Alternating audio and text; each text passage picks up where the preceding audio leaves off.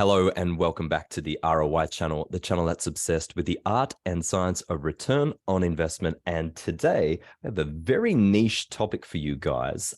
Not many people think of Venezuela when you're talking about economy or ROI, at least not for many positive things.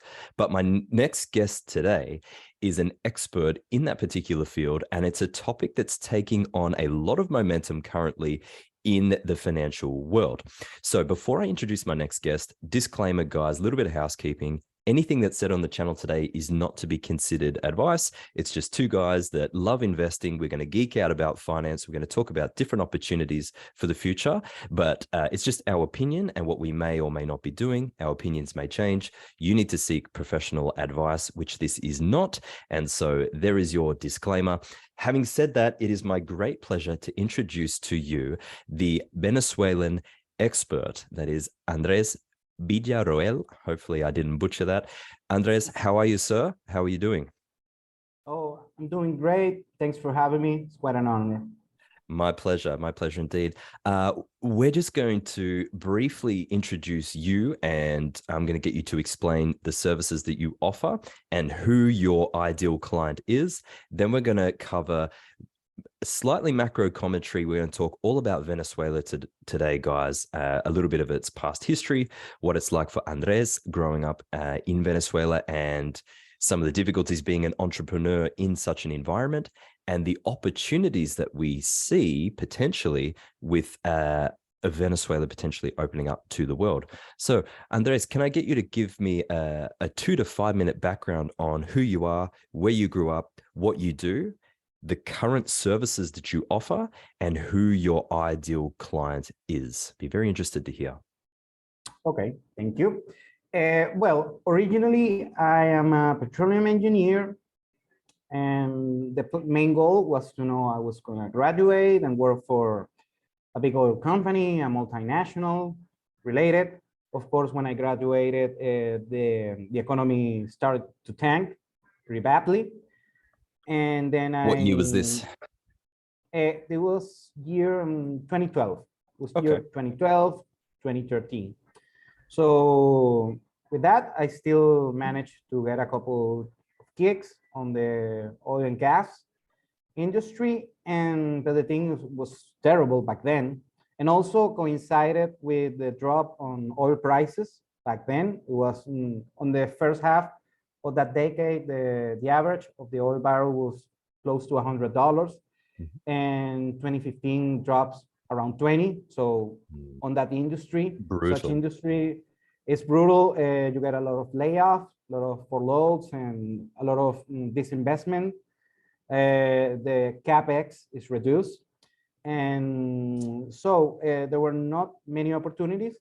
Although I always been kind of a financial geek, and economics and such. I did it first as a hobby, and then I decided to first start, some entrepreneurial gigs, entrepreneurial projects.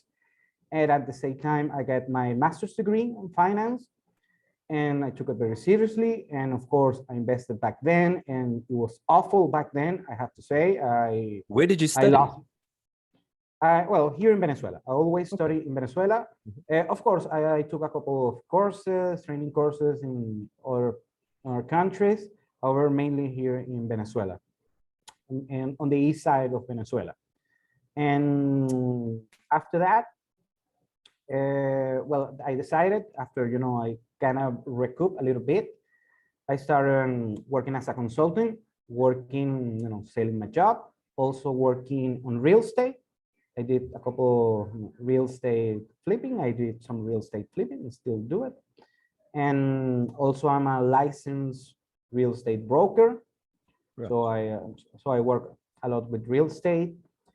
Also I consult mostly here in Venezuela. My niche is crypto investors, Bitcoin investors. And I'm not necessarily this big, I'm not a big Bitcoin or crypto guy. I'm not like Anthony Pompliano or someone like that. The thing is, if you want to understand Bitcoin and crypto, you have to understand the financial system.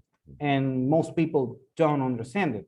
So they start, and that's something that when the word of mouth people say, I want to invest in crypto here in Venezuela because, you know, the hype, the FOMO. Of course. And I want to mine Bitcoin because in here in Venezuela is cheaper than most places, or just straight out buy Bitcoin or crypto. And always sat with people that are not related to the financial world, the investment world, and FinTwit and such. And I have to sit down with them because they think, you know, this is easy, that you can get 10x, 100x, and you know Yeah, where I'm coming from. And then I gave them the realistic overview of how much they can win, how much they can lose.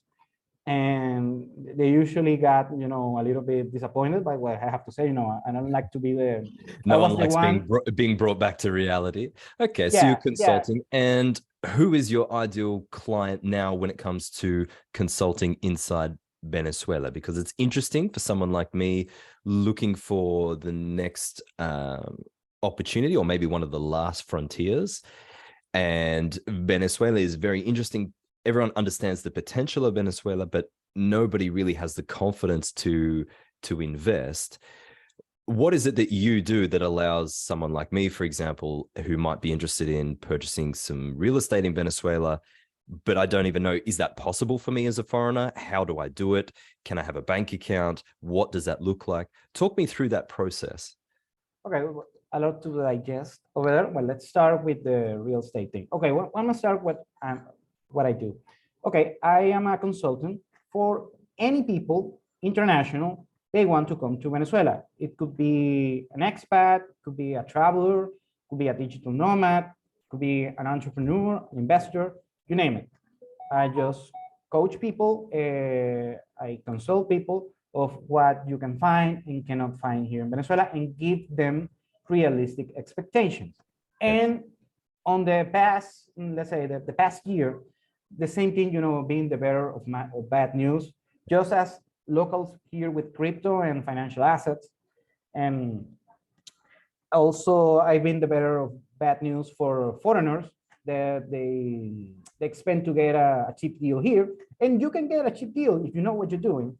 However, it's not like, and I did a video about this, Venezuela is not a, I'm sorry to use this term, a shit coin, an altcoin. It's not Dogecoin, it's not Shiba Inu, it's not Cardano or something like that, that you can just put your money here and hopefully in a few months, you're gonna get 10x, 100x. It's not gonna happen. Yeah, and there's no liquidity for that, yeah.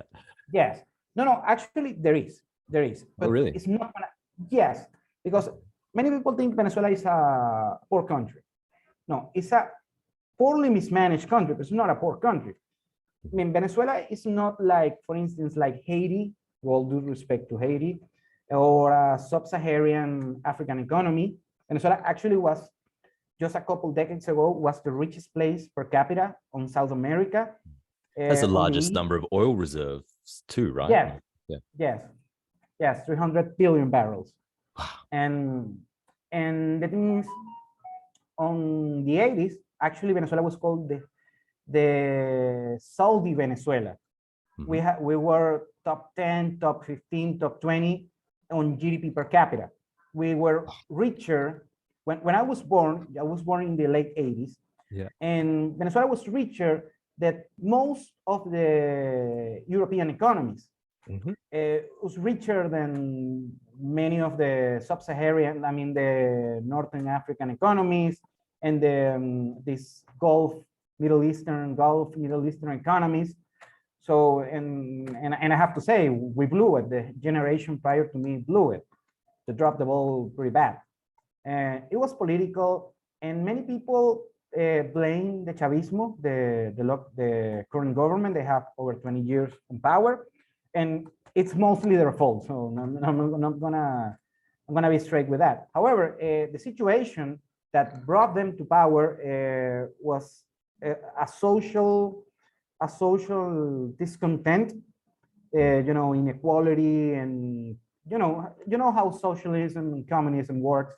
So a lot of resentful people put them on power, and by the end they make things even worse. But things were not that great just before them. I mean, it's not like before the Chavismo. The Chavismo started on the 98, 99 year.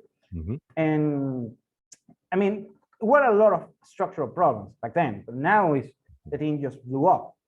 Of course, we had some, let's say, some years that things look kind of great, and you know, it's a lot to digest because a lot has happened. It's fair to say the nation has been in very steep decline since Chavez took over, and now the question is what now? Do you believe Venezuela is changing? Do you believe Venezuela is potentially opening up to allow foreign capital? Is foreign capital allowed into the country? What's the currency of Venezuela? Let's start with the basics before we go any deeper. Okay, well, let's start with the basics. Well, the currency is the Venezuelan bolivar. Mm-hmm. It's pretty much, and actually I was doing a video a few hours ago, that the currency is essentially that as a currency. You know, a currency has three functions: store of value, unit of account, and medium of exchange. And the first two are pretty much, you know, that. Okay. And it's used as a medium of exchange partially. The thing is, in Venezuela, since 2018, late 2018, early 2019, the Venezuela suffered a de facto dollarization of their economy. So what's the factors? From the bottoms up, it wasn't not the other way around. Because people simply lost confidence in the dead currency of the bolivar. And so they turned to the greenback, essentially. Yes. Okay. And of course, you can use euros and you can use crypto. And I mean, Bitcoin, but currently in today, is there official capital control over, is there a limit on how many dollars you can bring in? Is there a limit on how many bolivars can be taken out of the country? How would it compare to somewhere like Argentina, for instance, a country which we've spoken a lot about on this channel? I think that would give people a good reference point. Okay. The thing about Argentina, because Argentina is kind of on a let's say, how I put it, it's backwards compared to our situation. We are way further what they are experimenting right now. They are on the verge of hyperinflation. We already passed hyperinflation. Mm-hmm. And the thing is, there is capital controls here. The thing is, the Venezuelan bolivar doesn't freely fluctuate on the forex market. Mm-hmm. So, of course, yeah. Although there is official rate, official exchange rate. However, usually since the past 3 or 4 years, is close to the black market rate. So the spread is not that high. Minimal. Okay, so that's very different to Argentina, where you have the blue dollar and then you have the official rate, which is almost like 100% apart. Yeah, interesting. Yeah, no, and no, the funny thing is, you tell me, I also live in Buenos Aires, so I experimented two, you know, as economists. Okay. So, okay, just an anecdote. Yeah. Okay, the thing about Venezuela, unlike Argentina, if we make the comparison, you can bring, let's say, your Visa, your MasterCard, you can swipe it over here, and it's gonna eliminate a lot of frictions. So you can use your credit card here on a restaurant or a shopping mall, you name it, and the spread is not gonna be like maybe 5%, depending on the day, I have to say, no? Sure. But most of the time, on the past few years, the spread is not that high, so going to the trouble to do the exchange by yourself is not going to be worth it. So in some cases, it's going to be even better just swiping the card than going to the hassle of getting dollars and bolivars of you name it. So Venezuela is de facto dollarized, so if you bring USDs, you're going to be just fine. How many USDs are you legally allowed to bring in? Well, like as a tourist, let's say. As a tourist, well, like every place else on the world and on the airport, let's say keep it under 10,000 and you will be okay. And the other thing, and many people doesn't know this, is many Venezuelans, let's say middle class, high middle class, they have foreign accounts in US, in Panama, mostly US and Panama. Few people have on Europe. So if you want to make a large purchase for, let's say, real estate property, you can use a wire transfer from all around the world. and you're gonna be pretty much fine. It's not gonna be a lot of frictions on that regard. And now talking about small payments for, let's say, the groceries and such, since many, let's say, high middle class and up Venezuelans have an accounts in the United States, they have accounts in, let's say, Bank of America, Wells Fargo, or Chase, you name it.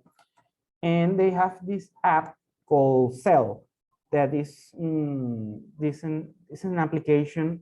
If you have a US bank, you can send money pretty much on real time without paying a fee. And many establishments here, you know, businesses, local grocery stores and restaurants, and you name it, you can pay using Zelle. You can send money people using Zelle. Okay. And so, okay, it's a little bit a convoluted process, but if you come here with USDs, you have accounts, or you have accounts in dollars, on euros. It's straightforward enough to use electronic transfer, either via Zelle or via your credit card or whatever the case may be.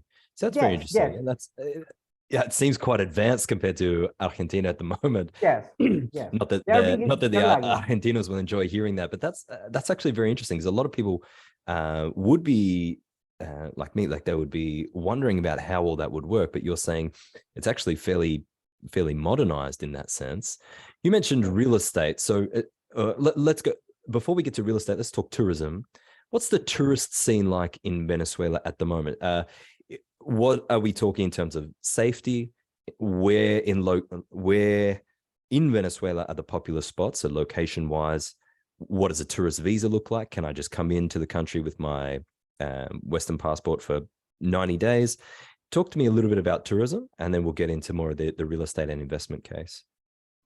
Okay, very good. Well, let's start about safety. Well, Venezuela actually is not unsafe. It's not the safest place in the world. I have to be responsible. Although on some areas, you won't even hear what unsafety is.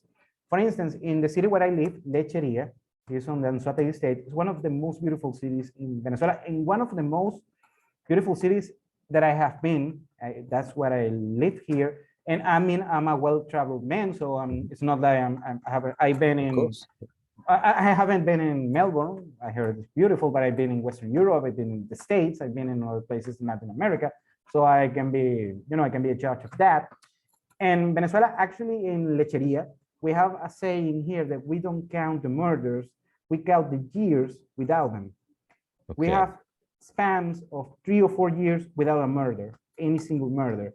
And of course, we have, some petty crime. Let me really, let me really emphasize that, because the perception the rest of the world may have of Venezuela is a little bit arrogant, I suppose, and people really don't understand the reality of the situation. So you're saying in your city, there have been years without so much as a murder. And I'm guessing, what's the population of this city?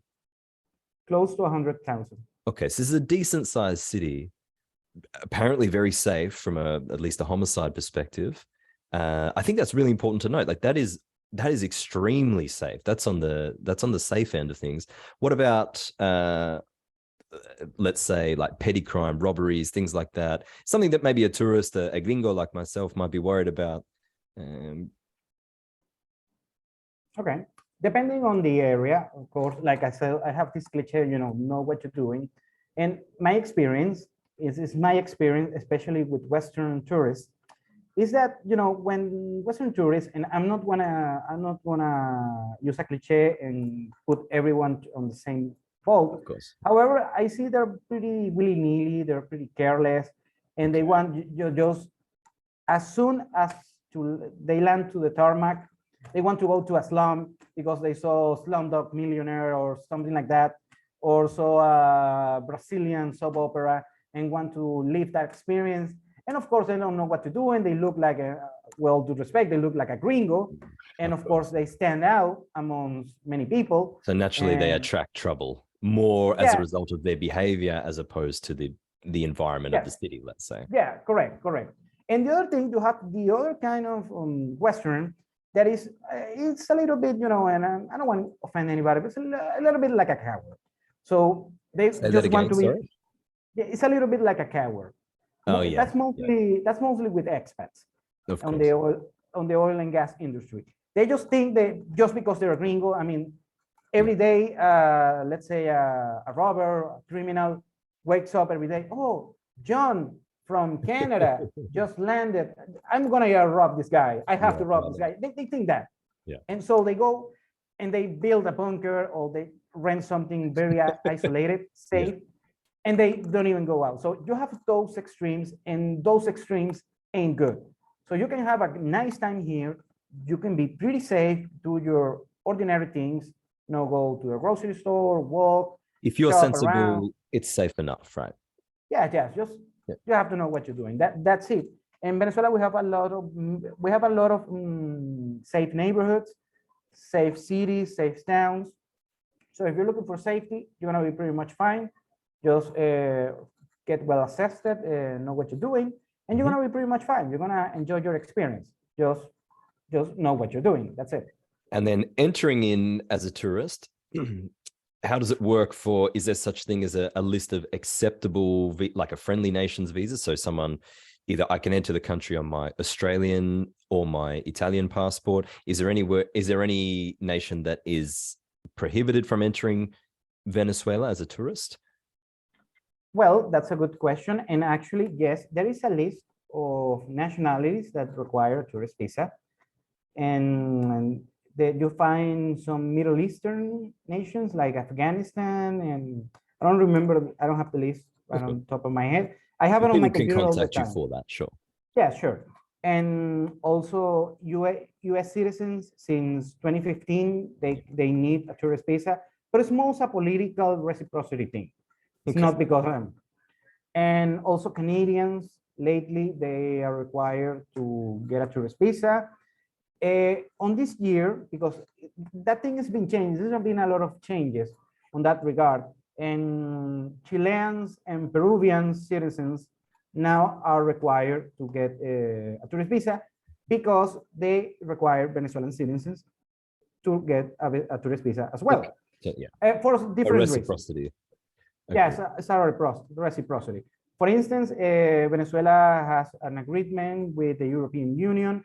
So if you are a member of the Schengen area, you can come visa-free travel here. And so, for instance, you mentioned Italian passports, and Italian passports can come here pretty much. We have a bunch of Italians here, so won't be any problem. Of course, you are required, if you don't are required to get a visa, you still get required to have travel insurance, and maybe you can get asked some proof of income. I mean, a bank statement that says, okay, I got a couple $1,000, so I'm gonna just be a travel. That will be, So that all seems fairly normal, fairly standard.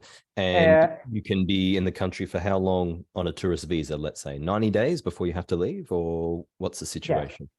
Well, the situation changed a little bit, and funny thing is, I spent this whole week in meetings with lawyers, and especially with migration lawyers, because the things for international have changed a little bit. And one of the things is that, let's say you're a tourist, that you are on the PIXA exemption program, for instance, an Italian, and yes, you have 90 days. Those 90 days where you just have to do a small errand, and you can extend it another 90 days. However, right now you can only extend it to 45 days. And after that, you can apply for a second extension to 30 days. So roughly you can spend 5 months here continuously. And then also you have to leave. And for people for nationals or that are required to get a tourist visa, after those 90 days expire, they can just go and do this errand. They can overstay only if there is a medical reason. For instance, they suffer a heart attack, and God forbid, and they have to spend quite some time on the ICU. Of course, they're gonna get the extension, however, just on those particular cases.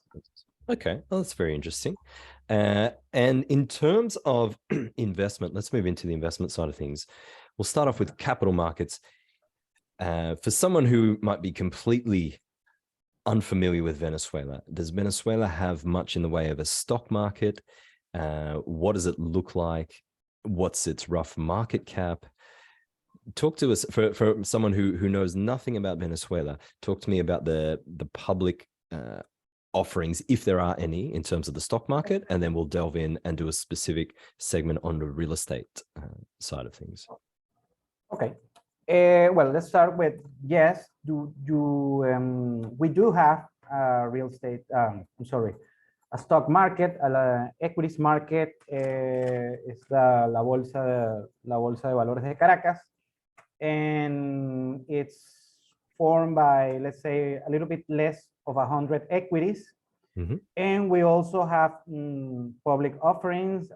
Also have something like a handful of fixed income assets. There are basically corporate debt that is issued by big private companies. And we have what is called the IBC, that is the main index, like let's say the S&P or the FTSE. It's, I don't remember, it was 14 or 16 equities that trade on that index, and that's the main index. And regarding the market cap, of course, the stock market in Caracas trades in bolivars. So when you see those rough indexes, they are traded in bolivars. So regarding market cap, if you measure it in dollars right now, it's just a few $1 million. But the trade volume is quite high on bolivars, I have to say that. But still, it's not the probably the best way to invest in Venezuela. Even in the better times of the Venezuelan economy, the stock market wasn't a major big deal. You have a bunch of banks, of retail banks here in Venezuela. You have one of the biggest companies regarding market cap is a household name here in Venezuela. They are a big rum producer called Santa Teresa. You have some construction material companies. You have a couple of industrials, but it's not a big deal. I mean, don't go crazy with the Venezuelan stock market. Don't overthink it, because I know it's very important in economies like the US, or maybe on the city of London, something like that. That was just great to get a point of reference for an index. Let's say your main ETF is 14 to 16 different companies, and then the total market cap is a few million US dollars. That's yeah, it's incredible. It's almost like a private foreign citizen could come in and essentially buy the entire stock market. It's just it's something different for people to think about. Yeah. In terms of real estate, okay, what does it look like from a real estate perspective in terms of let's talk about maybe in a city like Caracas, and then a city where you are. What people are most interested, from what I understand, is this idea of buying beachfront property in Venezuela, because it appears like it's the last frontier in terms of being able to buy this at very low prices, and potentially at this inflection point where it appears that Venezuela may be opening up to the rest of the world. And that, of course, the idea would be that there'd be an influx of foreign capital, which would severely increase the value of these properties. What does an average real estate deal look like, and how does that work? And then we'll go from there. Okay, well, I wanted to finish something with the stock market, because also since a couple of years ago, we had some REITs. And of course, you know what a REIT is, a real estate investment trust. That's something brand new for the Venezuelan economy. And actually, I was looking on this REIT, and I'm not suggested to invest in that, but I get a little bit curious on that. It's a commercial property REIT on the area of Chacao in Caracas. And it's a very important area on this side of Caracas. So it was quite interesting. I want to mention it. And to finish the stock market, it trades in bolivars. So it always goes up on nominal terms. However, in real terms, indexed to the USD on USD terms, since let's say in 2019, it's been trading on par with the USD depreciation, on the Bolivar depreciation. And a couple times this year, past year, it's been trading above the exchange rate line, to call it, if I am explaining. So it's shown myself. a real return instead of going sideways in real terms, upwards in nominal terms. You're saying it's now starting to show a return in real terms versus Yes. The USD. Okay. Okay, on real terms, right. However, it's the Venezuelan Bolivar on nominal terms depreciated. So right now, basically, you lost what you earned on the whole year. So, well, that happens in any stock market. So a wacky economy like the Venezuelan is not uncommon to see that. Okay, now let's go with the real estate, the hard asset. And the thing is, many people, because the rule of thumb, if you want to invest in real estate anywhere on the world, you think about rich from property, and it's say it's something seems obvious. However, it's not why I recommend in Venezuela if you're starting, because not all beachfront property are made alike. And we have a lot of coastline. We have the Caribbean Sea just in front. So I get this question a lot, actually. And what happens is you have a lot of impoverished areas that are actually on the beachfront line, the coastal areas. So if you invest here, invest there, unless it's just for your personal use, you're not gonna get too much from that. So that's what I don't recommend. In terms of a yield, a rental yield. Yield, yeah, because here in Venezuela, people don't do that math, that financial math on yields. I do it, and if we're gonna talk about yields, right now you can get something between 5 to 10% roughly. Of course, depends on the area, depends on the deal. However, in Venezuela, like I said, you don't invest, and most of the time you don't invest, you speculate. If I want to be a stickler, the Benjamin Graham thing. And so if you buy real estate here in Venezuela, you're basically speculating. I mean, of course, if you planning to spend a lot of years here in Venezuela, like myself, and I'm buying my property because I probably want to live there a few years. So it's more of a place to stay as opposed to a rental yield investment, or maybe a call option or a speculation in that sense. Okay. Yes, a call option. I always use that term.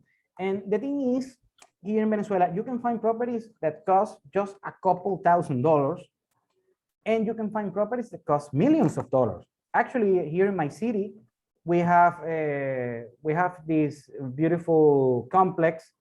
It's made on artificial islands. It's very beautiful. It's the most high-end properties that we have here, and those properties cost between $1 and $2 million. Of course, there are high-end properties, beautiful properties. So I mean, it's not a shack on the water. It's a pretty high-end property that actually you only see these kind of properties on maybe on Miami or Dubai or something like that, some high-end quality. I think that will be very surprising to some people listening to this, that you may be looking at a few $1 million to buy a pristine property, beachfront property in Venezuela. Very interesting. In terms of ownership, because this is where things really start to get into the nitty-gritties. For someone looking to invest in a property in Venezuela, how much confidence can they have that that property will remain their property and not the property of the Venezuelan government? This is the same question that I had to some of our Argentine experts. I'd be interested to get your take on it. If I invest tomorrow, hypothetically, and buy some real estate in Venezuela, can I rest easy in the knowledge that it's going to stay mine, or do I have to worry about that being confiscated? Okay. It's a good question, and the answer is pretty much you don't have to be worried that your property is going to be taken by the government. I mean, the government here, and I'm going to give you this, the insight of the government.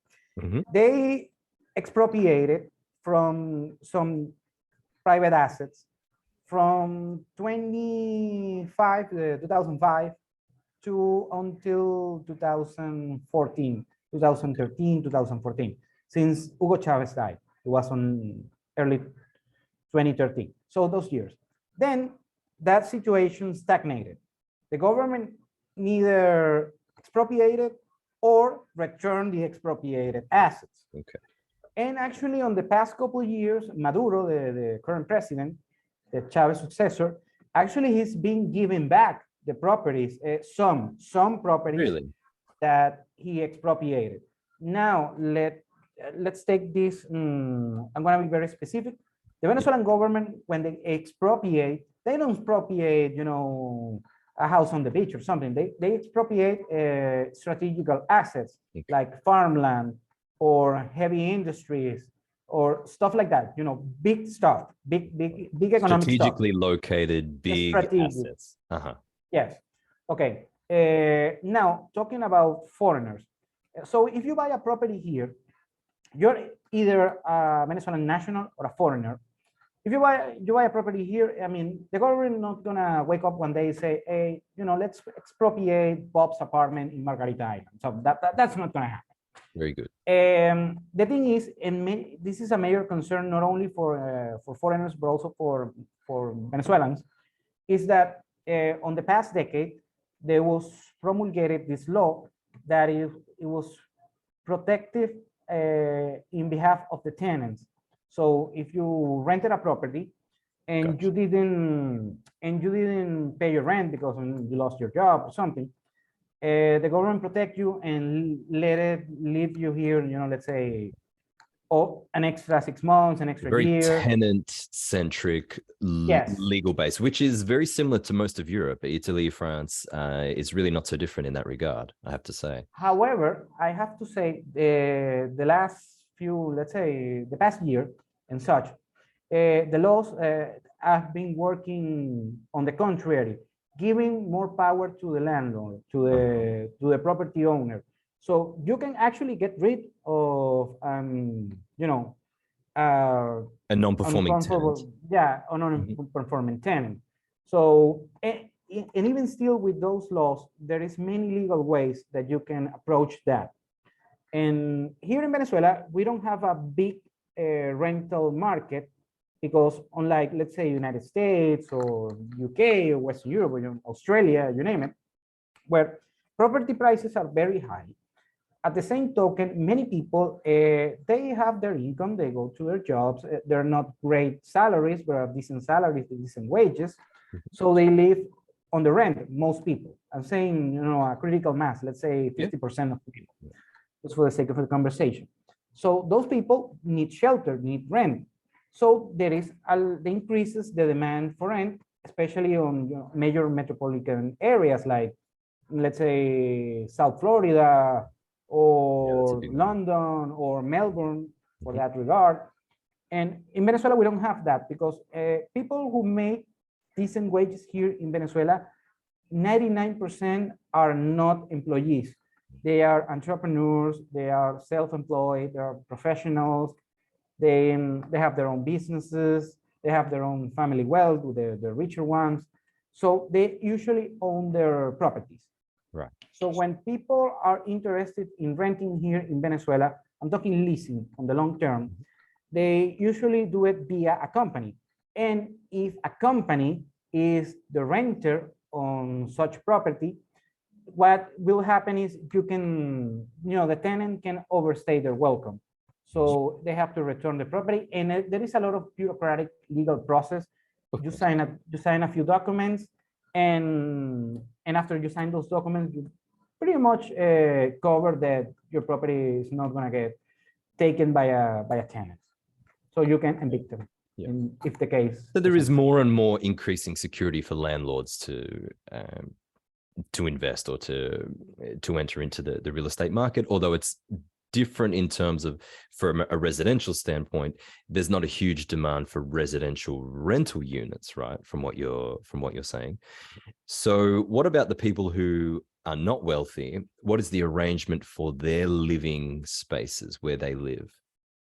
Okay, well, first I have to say that actually there is quite high rental demand here, but it's mostly to companies, and usually companies associated with the oil and gas industry. Okay, so commercial, are these commercial premises or they're residential premises? No, residential. I'm talking residential. For the workers of those companies? For the people who work on the companies, let's say for expats or even people within the country. Let's say you want to bring someone from Caracas to here and they have an office here and you have to rent this gentleman, this employee. Yeah, you need something for 1 year or 2 years or something. You get a lease for that. So there is demand on some niche markets, but it's not nationwide. Okay, that's fascinating. And let's talk about some of these properties available for a few $1,000s. Are they worthwhile, or they're just too much trouble? Is it because they're in a state of dilapidation, or they're very they need a lot of work done to them?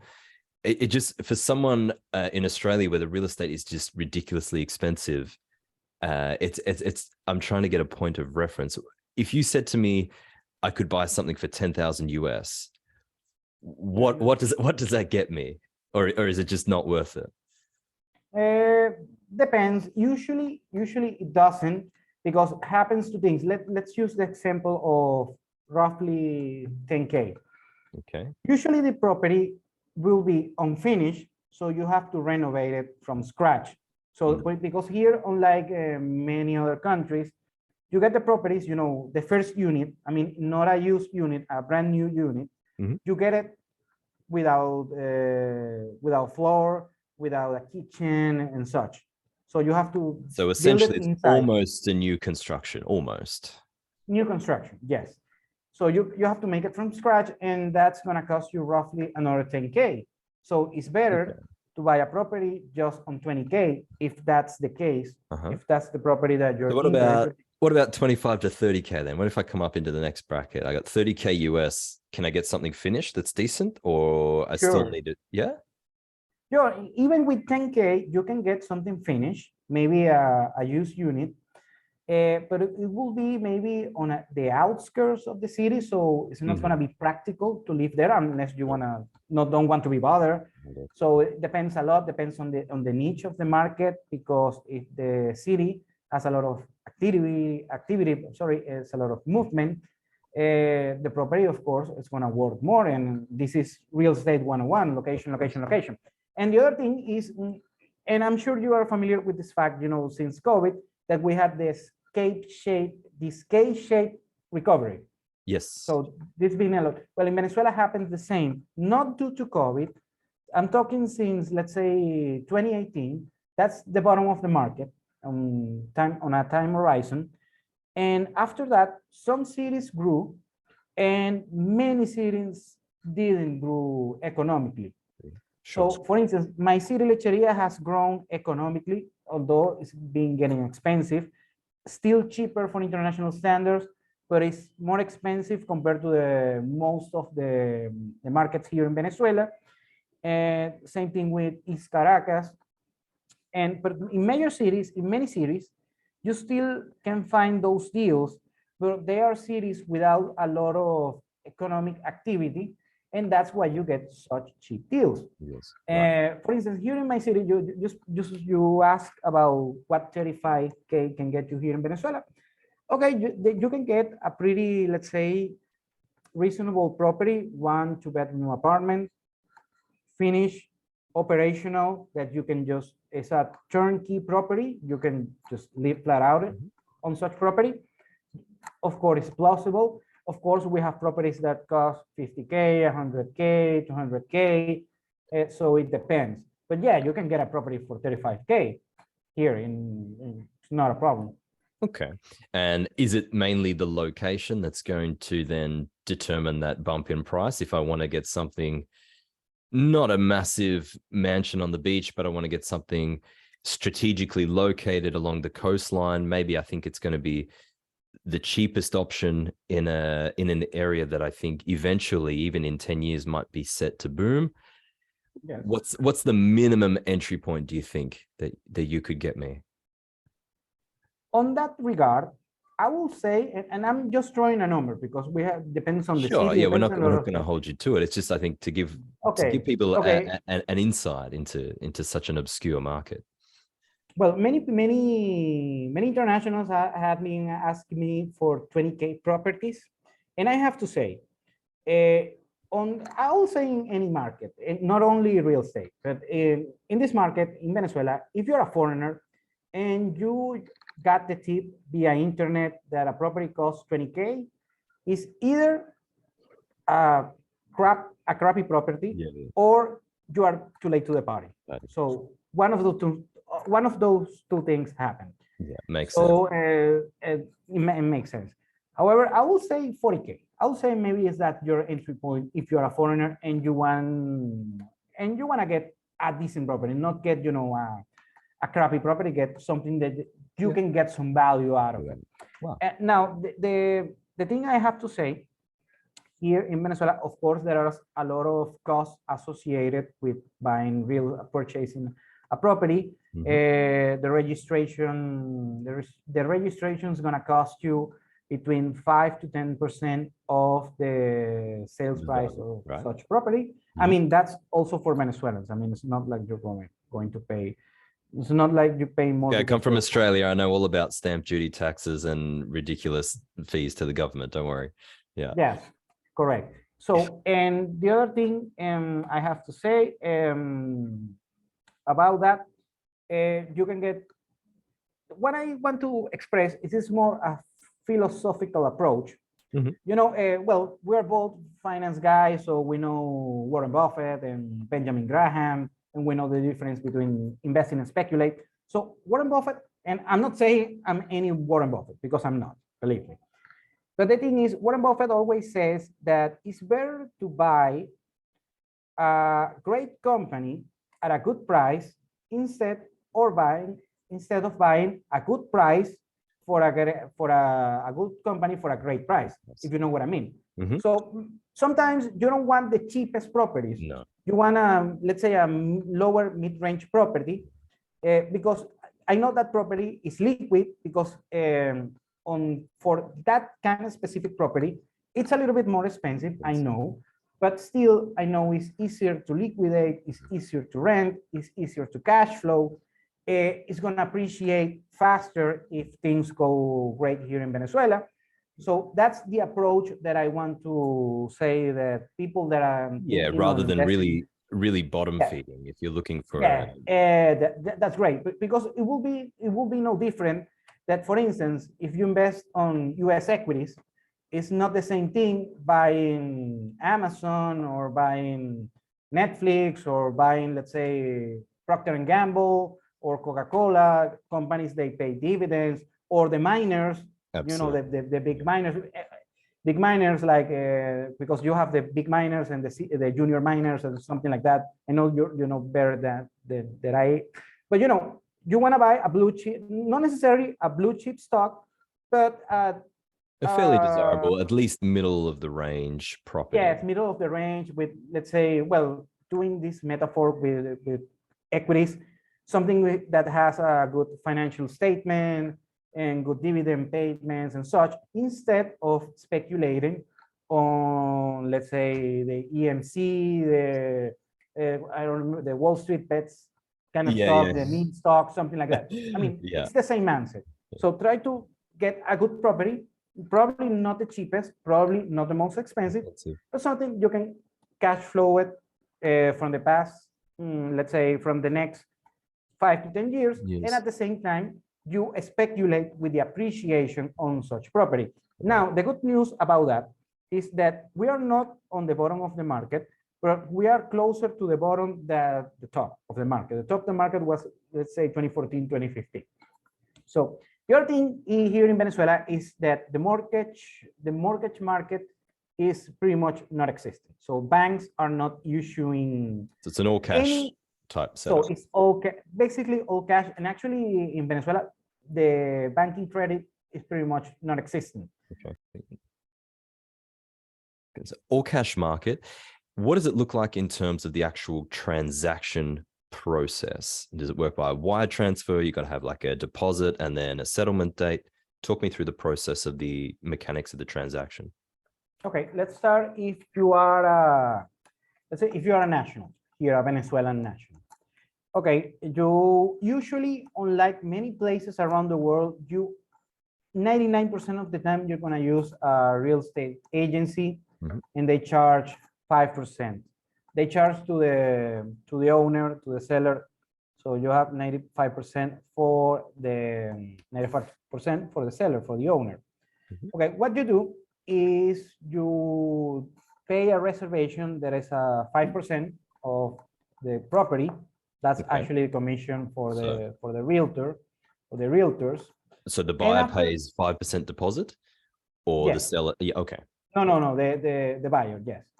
Usually that goes, and the other 95%, it's canceled on a span, let's say from 1 to 2 weeks. Okay. And after that, you have to do the registration, the due diligence on the registration. You need, of course, the document of property, the scriptures, the deeds of the house. All the natural due diligence that your lawyer is going to do, presumably. Yes. Yes, correct. And of course, you have to pay the lawyer. The document is like $100, something like that, depends on the market. Okay. After that, you go to the office. You have to pay. There is 2 payments that you have to make on the registration office. And the registration, let's say the dynamic of the registration changes from one city to another, because a local municipality city, and yeah. Yes, because every city has different things. However, you have to pay some taxes on bolivars. You have to make the exchange, and you have to pay in bolivars some of those taxes, and the other taxes are paid on USDs. So let's say. So this is on the seller. The seller's paying taxes, or are they? No. Or the buyer's paying? The buyer. The buyer's paying. The buyer pays that. Okay. The buyer pays that. In Australia, we would refer to that as a stamp duty. It's not a tax on the it's not a tax on gains as such. It's a fee on the process and the registration of the transaction, essentially. Yeah. Yes. Gotcha. Exactly. It's a fee on the transaction. Cool. That's correct. So it's between 5 to 10%, depending on the property. And after that, just the registration sets up a meeting in order to just sign the document. And after that, the very next day, the property is completely yours. Oh. However, for the international, there is another process. And, I spent the last weeks on meetings with lawyers because the process for internationals have changed. Okay. The usual process that we had until, from the last few years is the international had to apply for an investor visa. There are 2 kinds of investor visa, a non-migrant investor visa and a migrant investor visa. So, and for the I usually recommend, if you want just to buy a real estate, get the non-migrant, because the migrant is going to take way much time. Sure. So it's a lot of hassle that you have to go through in order to get approved. Because of the immigration component to that particular visa. Yes, yes. No, but still, if you are not migrating, still is a hassle. And it depends on the nationality of the investor. Okay. Yeah. Because, and they get prioritized the nationalities that have good diplomatic relationships with the Venezuelan government. Right. So that includes, for instance, Mexicans, includes people, other parts of South America, Chinese, Russians, and they get disregarded people from Western Europe, Americans, Canadians, and you name it. It's basically, basically Western citizens. So after that, if you are able to get such visa, after that, you usually just with that and a few other documents, you will be good to get a property. Okay. However, things haven't changed because there was a legal loophole, but I can mention it right now because that loophole has been closed. And because since a couple of months, there is this institution called the SAREN. SAREN is the government agency that regulates basically everything, the bureaucracy. So when you do a registration, when you sign an authorized document, or when you register, let's say you got married and you sign the marriage license, and still they regulate a lot of these bureaucratic things that happens in Venezuela. So now you need a green light from such agency in order to be approved to, you know, do the registration process. The problem right now is, and I spoke to many people about it, and I have a couple of clients actually that on that process, no one has seen the green light of the registration. So it's next to impossible at the moment. So, you know, for a foreigner, right? Like if you, even as a non-migrant visa, that's what we're talking. Yes. So the thing is, so we're making it an extra, it's an extra layer of difficulty. Okay. So if you are an international and you want to expedite the process and you want to do it quickly, you have basically you have two options. You have a third option that has been closed, so I'm not going to mention.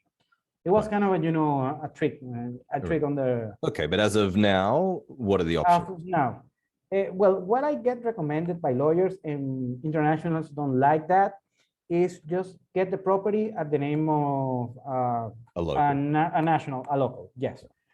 Now, the second thing, though, it is something that I'm working right now, is to establish a trust that is that will be able, the international will be able to expedite the process and buy the property really quickly. Let's say you are in Melbourne right now, and you saw a property on a listing. Although don't trust the listings, please, because the listings are terrible. Don't trust listings. Make sure you get in contact with Andres, guys. Yeah, and I'm gonna contact you, the people who know the niche market that you want. Okay, that for later. Okay, the thing is, you saw a property, let's say on Caracas, and this is Friday, well, Saturday over there in Australia. You jump on a plane and you reach on Monday, let's say, to Caracas, and the property is beautiful, it's a great deal, it's a great price, you want to buy it on the spot. So with that trust, you can buy it right there. Of course, you have to pay a small premium for using that service, but still way cheaper than going to all the bureaucracy. Absolutely. And it will be way expedite. And you can use that. However, the thing is, you won't get the final deed, the final document. You will have because the property will be owned by such trust. Yeah. And so you have to trust the trust. No pun intended. Sure, the deed of ownership belongs to the trust, which is the purchasing entity. And so yes. In terms of you, are you then a beneficial owner of this trust? Can you be an appointer, a director of this trust? I'm working on it right now. I'm getting the procedures. Actually, something I wanted to keep it discreet, but I'm gonna share it with you right now. Exclusive. Yeah, it's an exclusive. Yes, it's just very. It's a brand new. I haven't communicated this. Actually, I had this interview a couple weeks ago, and I was talking about this, and the process is completely being slammed. Everything that you had to the table, it just has been slammed. And I've been talking to lawyers in order to expedite the process. And the first, okay, so I'm gonna do a recap. And if you're an international investor and you're thinking about real estate in Venezuela, first thing, try to get do the due diligence and try to get the investor visa, the non-migrant investor visa on your local Venezuelan embassy. But if you are from the Western country, the chances are slim to low. Yeah. If you're a Mexican, maybe you can get it. Okay. After that, if you get such visa, then you can go to the registration on the SAREN, and it's going to take probably a couple of months in order to go through and get the green light. And many of the lawyers that I've been consulting this week, they told me they neither have a successful green light with this new process, because the process is fairly new. And if everything of that fails, you can use something as a trust, or if you already have, let's say, a local friend, someone you can trust over there in Venezuela, you just can That's the most set it up straightforward option. Yeah.